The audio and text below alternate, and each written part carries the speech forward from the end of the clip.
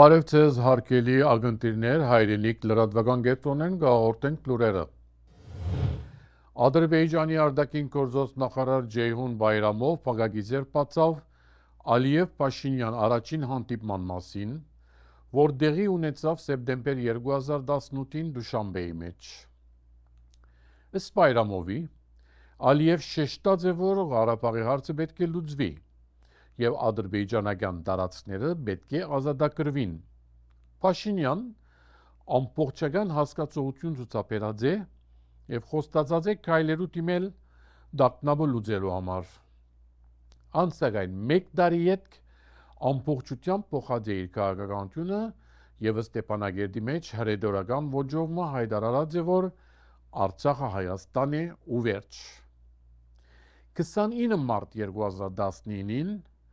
Փաշինյան Ալիևի հետ իր երկրորդ հանդիպման ընթացքին հայտարարած է, որ չի գնար Լեռնային Ղարաբաղի հարցը լուծել և չի պատրաստվիր նման բան անել։ Ան նաև հայտնած է, որ զինք կսպաննեն, եթե նման քայլի դիմե։ Ապա դեպքերը կհավեժ ընթացք ունեցան, Ադրբեջան պատերազմ հայտարարեց և Արցախի մեծ մասը գրավվեցավ։ Ավելի ուշ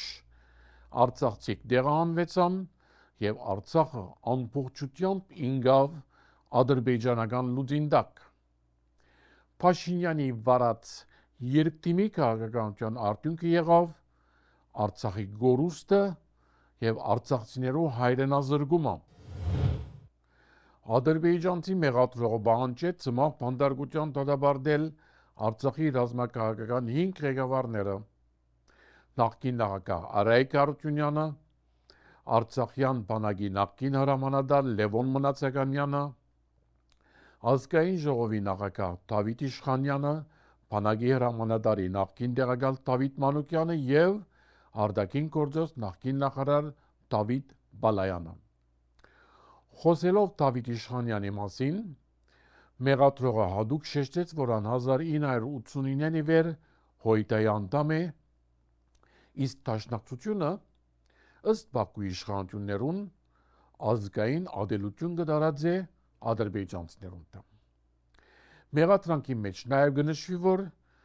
Իշխանյան եղած է գումարտակի հրամանատար 1989-ին 2023 մասնակցած է Ադրբեջանի տարածքներու գրավման և եղած է պատգամավոր և ազգային ժողովի նախագահ։ Ինչ կվերապերի նախկին նախագահներ Պակոս Սահակյանի և Արգատի Ղուկասյանի, ապա ադրբեջանցի մեղադրողը պահանջեց զանոնք 20 տարվան բանտարկության դատապարտել, նկատի ունենալով անոնց տարիքը 65-ին վեր է։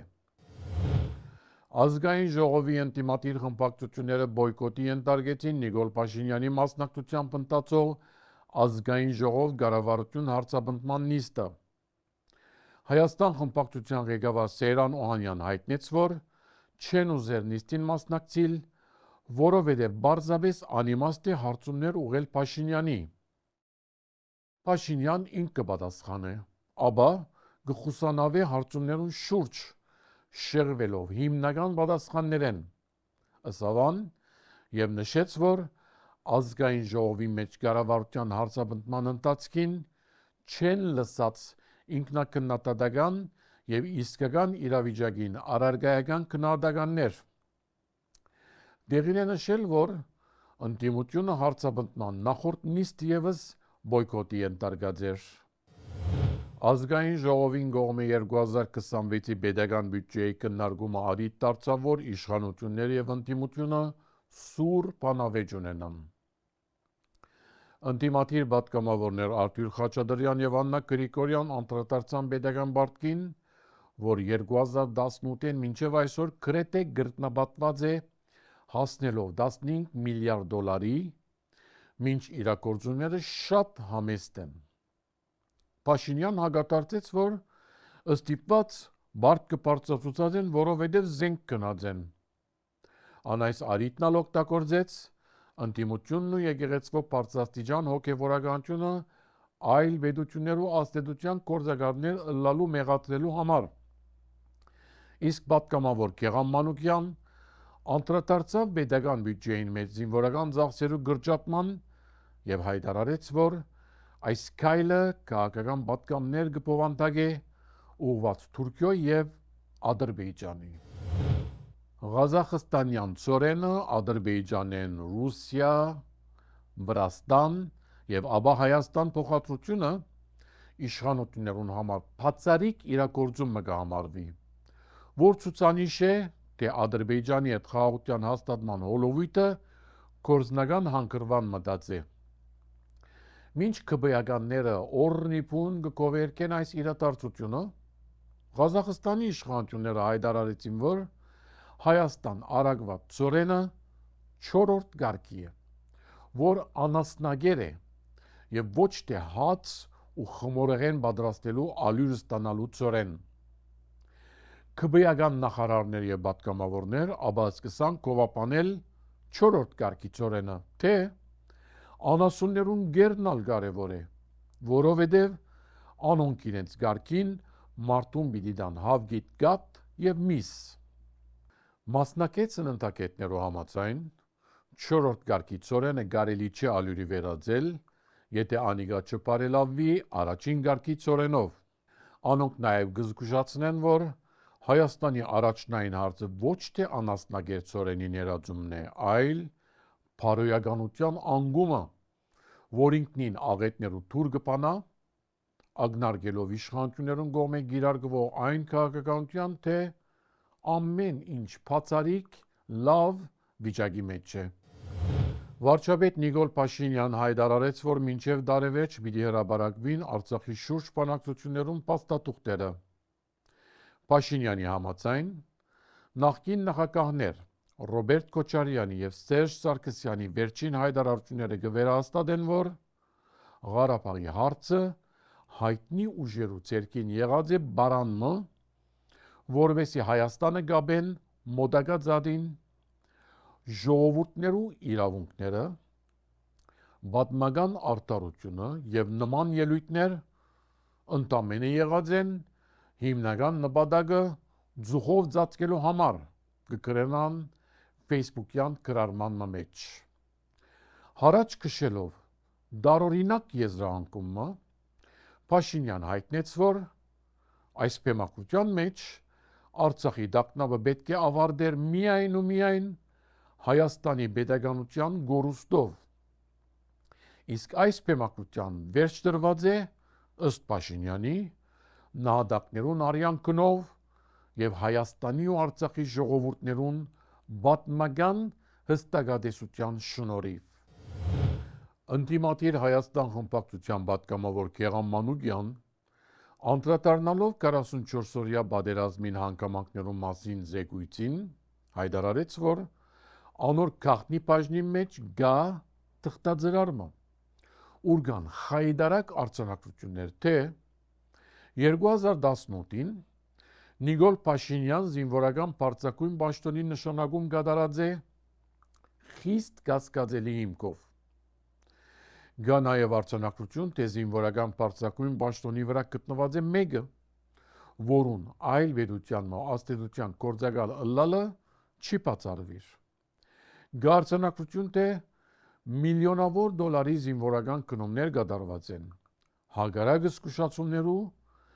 մինչ հագոտային պաշտպանական համագարկ քննված է, սակայն ոչ մեկ արդյունք տված է։ Անհարց տվավ, որ ինչ են այս խնդիրներուն լուծումները։ Ազգային ժողովի պաշտպանության եւ ապահովության հարցերու հանձնախումբի նախագահ Անդրանիկ Քոչարյան պատասխանեց, որ քննիչ հանձնախումբը լուծումներու մասին զրույցներ ունեցած է։ Փաշինյանի ցերկերու մեջ ընդդիմությունը լրացնելու գործիքի վերածված իրավաբահ մարմինները ներկայիս իրենց տիրախներուն վերածած են ընդդիմադիր բլոգերներ եւ ոդկասթի հաղորդավարներ, որոնք կչանան առարգայականորեն ներկայացնել հայաստանյան իրադարձությունները։ Ավելի քան ժամ մտեված քննչական գործողությունները ետք ազգային անվտանգության ծառայության աշխատակիցները ցերպակալեցին Իմնեմնիմի ոդկասթի հաղորդավարներ Նարեկ Սիմոնյանն ու Վազգեն Սաղաթելյանը, ընտարաճելով ազգային ժողովի նախագահ Ալեն Սիմոնյանի հաղորդման, թե ցերպակալյալները իրենց վերջին հաղորդման ընթացքին իրեն սպառնալիքներ ուղղած են։ Ցերպակալվեցավ նաև ընտիմադիր Մայր Հայաստան կուսակցության համագիր բլոգեր Օննիկ Հարությունյան, TikTok-յան ուղիղ եթերի ընթացքին իր հայտարարություններուն եւ դեսագետներուն համար, որոնք գարանչվեին կբյական Արկիշտի Մեխագյանի, որ Վաղարշաբադի համայնքապետի ժամանակավոր պաշտոնակատարն է։ Այլ ցերպակալյալ մնե անտիֆեյք կայքեչի լրագրող Դավիթ Ֆիդանյան, արդարադատությունը խոչընդոտելու դարօրինակ կասկածով։ Թուրքիո նախագահ Ռեջեփ Էրդողան հայտարարեց, որ Թուրքիա Հայաստանի հետ իր հարաբերություններուն ղեկավարումը կգադարի Ադրբեջանի հետ համախորհուրդ եւ հայ եւ ադրբեջանական հարաբերություններուն ղեկավարման զուգահեռ։ Խոսելով խաղաղության հոլովիտի մասին, Թուրքիո նախագահը նշեց, որ ավելի քան 30 տարվան անգայութենի հետ հարավային Կովկասի մեջ բացված է հնարավորության բադուհանմը մնայուն խաղաղություն հաստատելու համար։ Իսկ Բաքուի մեջ կազմակերպված զինվորական դողանցքին ընթացքին արտասանած իր խոսքի մեջ Էրդողան շեշտեց, որ Ղարաբաղի մեջ հաղթանակը ոսկյա դարերով գրված է թուրքական աշխարհի պատմության մեջ։ Նյու Ջերսիի հայտարարի հանձնախումբին կազմակերպությամբ դեղի ունեցավ զեկուցական հանդիպումը, որուն ընթացքին հոյիտաբյուրոյի անդամ Խաչիկ Մկրտիչյան եւ մտավորականներ Խաչիկ Թոլոլյան եւ Հայկ Օշական հանդես եկան ըսպիրկյան խնդիրներու եւ հարցերու մասին համապարփակ զեկուցումներով, լուսարձակի դակ բերելով եւ բնորոշելով ըսպիրկի սահմանումը, թերը, թերագադարները, դեսլագանը եւ ըսպիրկյան օրագարկը, որոնց շուրջ կատարեցին մատնանշումներ, ախտաջանաչումներ եւ լուծման պատկերացումներ։ Զեկուցավարներն էին Անտրանիկ Գասպարյան եւ Արա Արազ։ Խաչիկ Մկրտիչյան հանգամանորեն անդրադարձավ ըսպիրկի ստեղծման պատճառներուն եւ կարեւորությամբ նշեց հոյիտայի թերագադարությունն ու բարդավորությունը ըսպիրկի հարցերուն լուծման հոլովույթին մեջ։ Իր գարկին Խաչիկ Թոլոլյան խոսեցավ ըսպիրկի պաղատրիչներու մասին, ընդգծելով ինքնության գիտակցության կարևորությունը։ Իսկ Հայկ Օշական գենզական համարեց Հայաստանի եւ ըսպիրկի միջև համագործակցությունը, նկատել տալով, որ ըսպիրկի դարբեր գաղութներու միջև գաբի եւ հաղորդակցության բագաս գոյություն ունի։ Իսկ այժմ հարցազրույցը պիտի ունենանք համազգայինի Նյու Ջերսիի մասնաճյուղի ադենաբեդ Ֆլորիա Կասպարյանի հետ, դեղույն Լևոն Շանտ տատերախումբին ներկայացնելիք զույգերու փոքր մեծ պատերազմները պիեսին մասին։ Բարև Ֆլորիա։ Բարև ընկերներ, շնորհակալ եմ հյուրընկալության համար։ Հաջեցեք մեր ակնթիրներուն ներկայացնել Լևոն Շանտ տատերախումբին նորակույն աշխատանքը, որ մեկտեղումն է 3 հեղինակներու գործերեն բաժիններու։ Ուրեմն համազգայինի Նյու Ջերսիի Լևոն Շանտ տատերախումբը կներկայացնե զույգերու փոքր մեծ պատերազմները։ 3 հեղինակներու գործերու մեկ դեղված ընտրիկային թեմատրությունն է։ Ամեն դեսարան իր միջավայրին, իր ժամանակաշրջանին, հարաբերություններու զույգերու մեջ հարաբերություններու նուրբ լարումները, սիրո, նախանցի եւ կյանքեն առնված փոքր, բայց մեծ իրավիճակներով պիտի ներկայացվի։ Թեև այս 3 գործերը վալսին 6-րդ ոտքը, շրթնեք համար 4 եւ աբուշներու ընթրիքը դարբեր մշակույթները եւ դարբեր ժամանակաշրջանները առնված են, անոնք ունին նման դեպքեր, որ գմիացնե իրենց պատմությունները։ Ուրեմն Բարոնյանի երկիծանքով Ժորա Հարությունյանի բարձ ու գենթանի պատմվածքներով եւ Ֆրանսիս Վեբերի սուր ու աստեցիկ կատակերգությունով իրար գլրացնեն դազմելով այս աշխուժ ուրախ եւ շատ մդերմիկ ներկայացումը։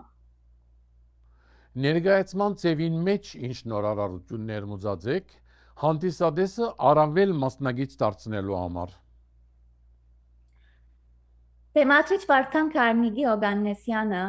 ստեղծագործական լուծումով 3 պատմությունները միացուց շատ բնական հոսքով։ Միջ դեսարանային բոլոր գրություններն ալ եւ անցումները պատրաստված են ընկերուի Անի Մուրադյանի կողմէ։ Իսկ շատ հատկանշական է, որ այս ներկայացման ընթացքին մենք պիտի ունենանք գենթանի շփում հանդիսադեսին հետ։ Դերասանները պիտի ներգրավեն հանդիսադեսը ակնարկովմը, ցերքի շարժումովմը եւ անիկա պիտի դարձնե երևոն թեթև մդերմիկ եւ ավելի գենթանի, քանի որ հանդիսադեսը այս ներկայացման մեջ պիտի տեսնե ինքնինքը եւ պիտի իսկա այդ փորձառությունը, որ ինքը արդեն գաբրի ամեն օր։ Շատ լավ։ Շնորհակալություն Ֆլորիա։ Շնորհակալություն ձեզ։ Հարգելի ակնթիռներ, մեր զրուցակիցներ համազգայինի Նյու Ջերսիի մասնաճյուղի ադենաբեդ Ֆլորիա Կասպարյանը։ Թատրոն պիտի խաղանք։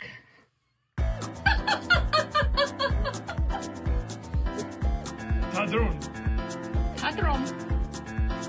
Նորեն թատրոն։ Կնկարես նոր։ Եթե գուզեք գիտնար թե ինչ կխոսենք, դեկտեմբեր 13-ին հրամնեցեք տվին թատրոն։ Համեցեք։ Չեմ լրեր։ Լրեցեք։ Չբիլերեմ։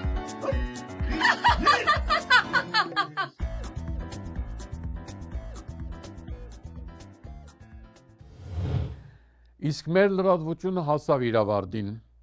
Հարաճիգա շաբաթ նոր լուրերով կհանդիպենք։ Ցտեսություն։